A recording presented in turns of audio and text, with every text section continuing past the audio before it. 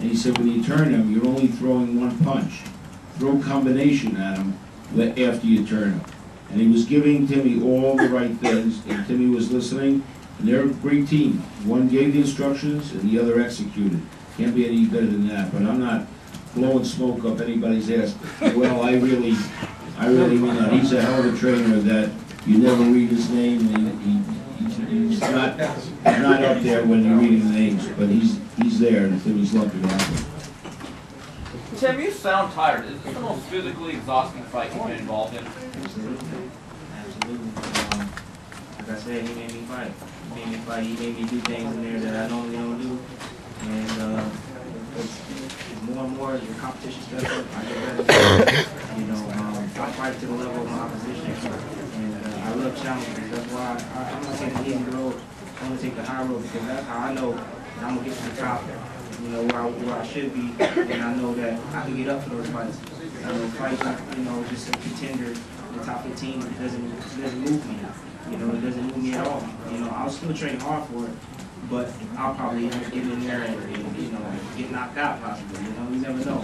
But I want to fight the best opponents in the world so I can stay sharp. And I'm telling you, I could do a lot more, but people got to bring it out of me, and that's the reason why I fight the best opponents in the world, best fighters. Tim, congratulations. This was one hell of a fight. Yes, it was. Did you ever get tired during?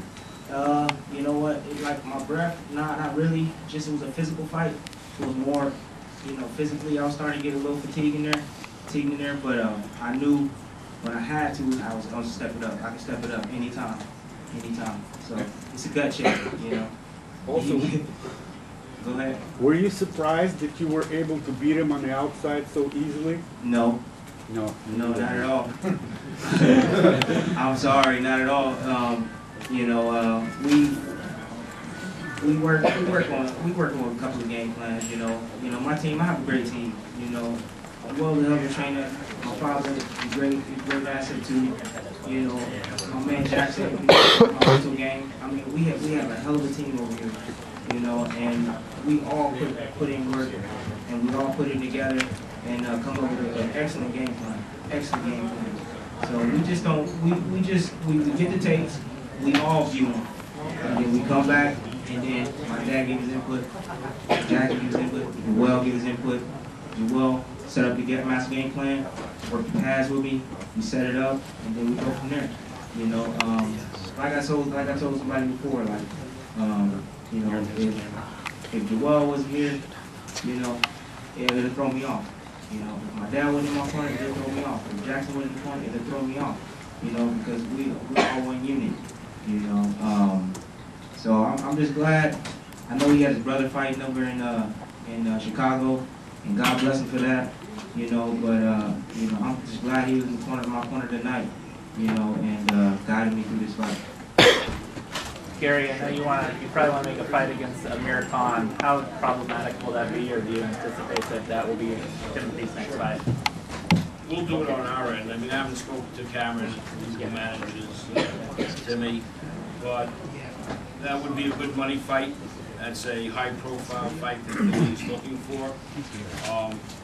I would have no problem going over to. I'd have no problem going over to England to fight Amir Khan in front of 40,000 screaming Brits, because I believe, drunk Brits, and I believe Timothy Bradley kicked his ass, and he's been down once for the count, and it would be my pleasure to give Frank Warren a second shot at down for the count. And I do believe that. I don't believe that's a hard fight for Timothy Bradley. I'm surprised that Frank would have called and is interested.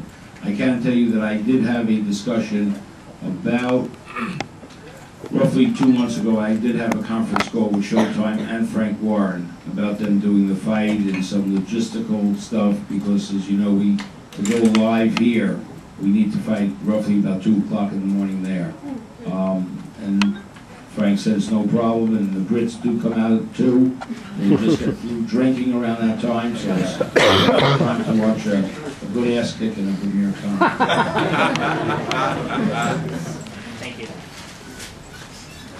Just one question about, I know that with last fight and the head butt situation, I know you said you put it behind you. Was there a conscious effort you made in the fight, or whether you were training to avoid, head contact? It seems like you're kind of rolling your shoulders real well. I don't know if that's something you've been working on in training, just to avoid. Not at all. It's just my style of fight. I'm always leaning forward, trying to have my chin tucked all the time. I'm always digging down to the body. Styles make fights. It's the fact that Campbell, he likes to fight inside. He likes to put his head. He likes to put his head in the middle, just like I do, and then work the body and work the short uppercuts. It's just, it's all timing. And when we throw some punches, we lean in, and headbutts happen. Part of the game. Yeah, Lamont was closing in on you too, and trying to fight inside. It just seemed like you were turning on them. It looked like you were giving them different angles.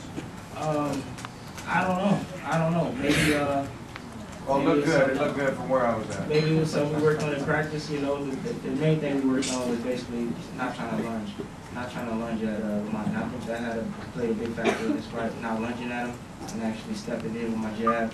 And try to not lunge at him, throw myself at him. I thank you all. I want to thank Agua Caliente. For all of you that are here, this is one hell of a property and it's rivaled by no one. So I thank everybody.